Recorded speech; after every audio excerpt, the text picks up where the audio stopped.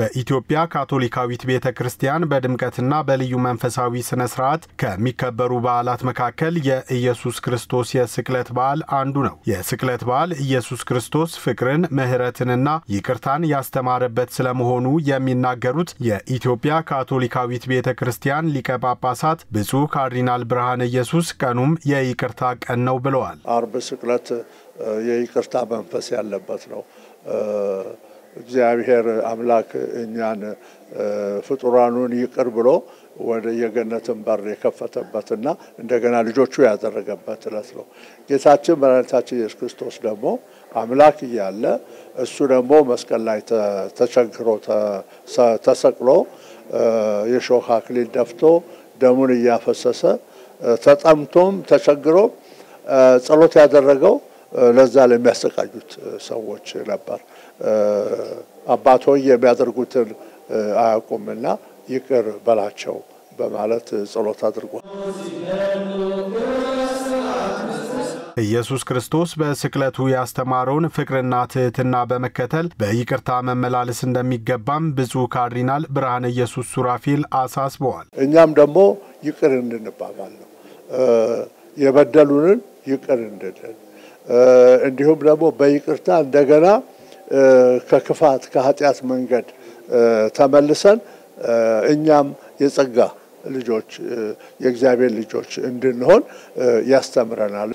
ይቅር ተባብሎ እንደገና ይች የሃይማኖት ሀገር የፍቅር ሀገር የሆነችውን ኢትዮጵያን የሰላም የፍቅር ሀገር እንዲያደርጋት ለሀገራችንም የምንጸልይበት ነው።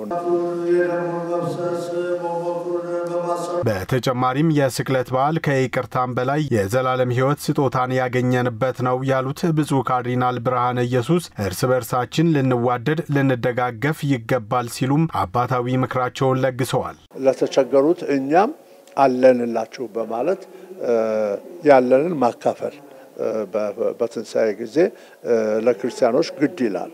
የትንሳኤን ብርሃን በደስታ ስናከብር እነሱም ሁሉም የተጎዱት በተለይ ተስፋ ያጡት ሁሉ በደስታ ላይ ከብሩ ይገባልና ለትንሳኤ የተስፋ በዓል ነው፣ የደስታም በዓል ነው።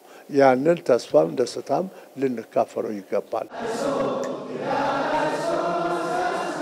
የስቅለት በዓልንም ሆነ ከስቅለቱ ቀጥሎ ያለውን የትንሳኤ በዓል በመከባበር በመተጋገዝና እርስ በርስ በመረዳዳት ማክበር ሃይማኖታዊ ግዴታ ስለመሆኑ ያነሱት ደግሞ የእምነቱ ተከታዮች ናቸው። እኛም በዚህ በመድር ያለነው በሙሉ ቀለም፣ ዘር፣ ወንቃ ምንንም ሳንለይ የሰው ዘር በሙሉ ለሆነው ሁሉ ይቅርታን፣ ምህረትን፣ ሰላምን መኖርና ማድረግ እንዳለብን ክርስቶስ በራሱ ሕይወት ለኛ ለተከታዮቹ ስላስተማረን እኛም ለዘላለማዊ ሕይወት ለማግኘት ለሌሎች ሰላም መኖር፣ መናገር፣ ማድረግ ሆነንም መገኘት እንዳለብን ክርስቶስ ለኛ ትልቅ አብነት ሆኖ አስተምሮናል። ሁሉም ሰው በይቅርታ የተሳሰረና ላጠፋውም ላላጠፋውም ይቅርታ ተባብሎ በተለይች ወር እቺ ጊዜ ለኛ ትልቅ ጊዜ አላትና ሁሉም በይቅርታ